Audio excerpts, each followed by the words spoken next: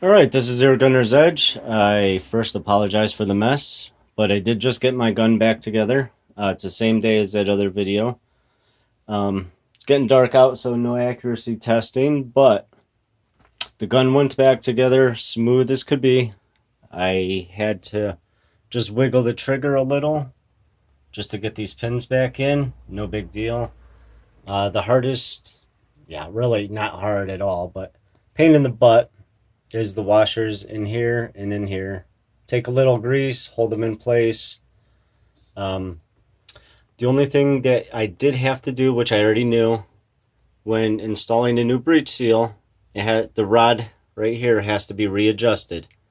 When I first got this gun, this rod was actually bending, which indicated it was probably a little too much. What I did, there's a nut. Yeah. There's a nut right on that rod right there.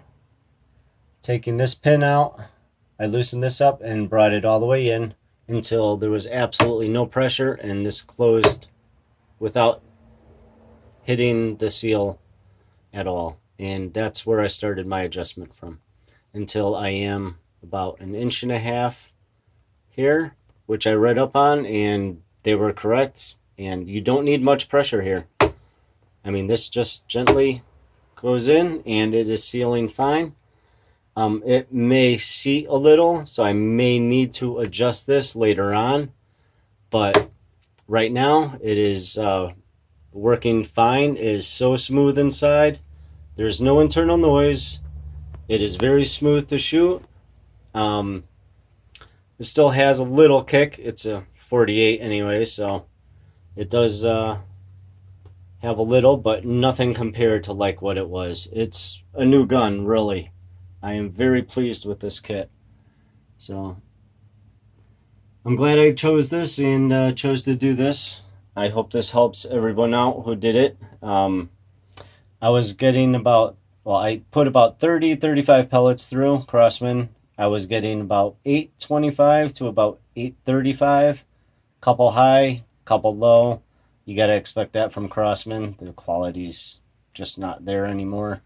Not unless you weigh and gauge them all, which I don't choose to. I just use a better pellet.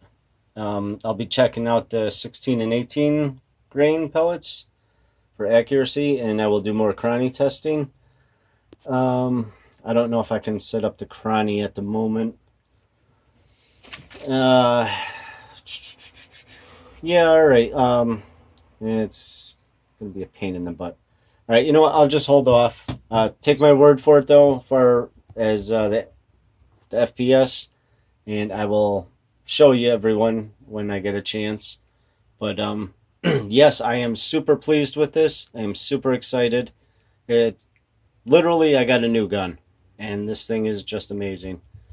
$100 extra piston seal. I got extra breech seals.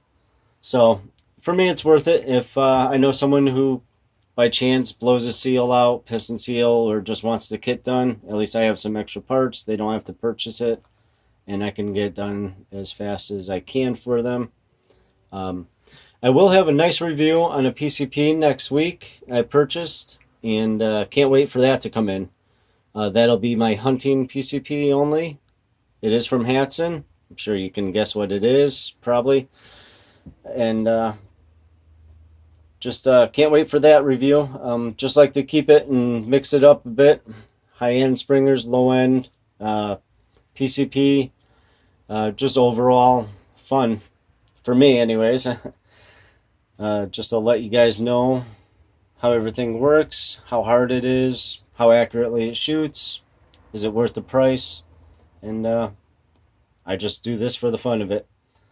Unfortunately, I do have to get rid of a couple of my air rifles to pay for the PCP, but I'm not supported by anyone, so I have to support myself. And I just can't keep buying new rifles, and just ain't got the money at the time to do it. So I make do and try to keep this YouTube going. So, well, I just want to wish everyone a good shooting and a good night, and part 6 I can't wait for on the accuracy. I will get my scope back on here. I will have to recenter it, and everybody have a good night.